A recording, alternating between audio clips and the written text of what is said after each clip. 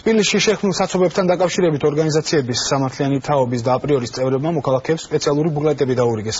Ამ ბუკლეტებში შემოვლითი რკინიგზის პროექტის დეტალები და მნიშვნელობა იყო აღწერილი. ორგანიზაციის წევრები განმარტავენ, რომ დედაქალაქის ცენტრალური უბნიდან რკინიგზის გადატანის შემთხვევაში მტკვრის მარჯვენა და მარცხენა სანაპიროები ცოტნე დადიანის და აღმაშენებლის გამზირები მნიშვნელოვნად განიტვირთებოდა.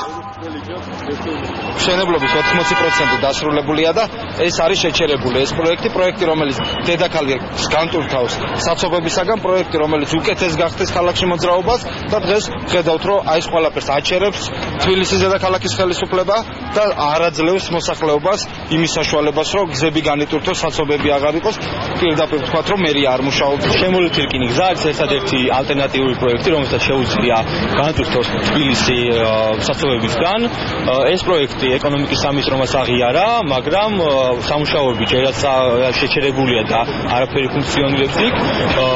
ეს ყველაფერი კიდევ მიუთითებს იმას, რომ დღევანდელი ჩვენი თბილისის მთავრობა არის უუნაროდ. არის გაუსაძრესი პირობები, ხმაური, ვცხოვრობ თვითონ ამ რკინიგზის ხაზთან და ძალიან საშინელებაა იქ ყოფნა. მოიდგენ ოცნებობს ხალხი ამ რკინიგზის აღებას იქიდან.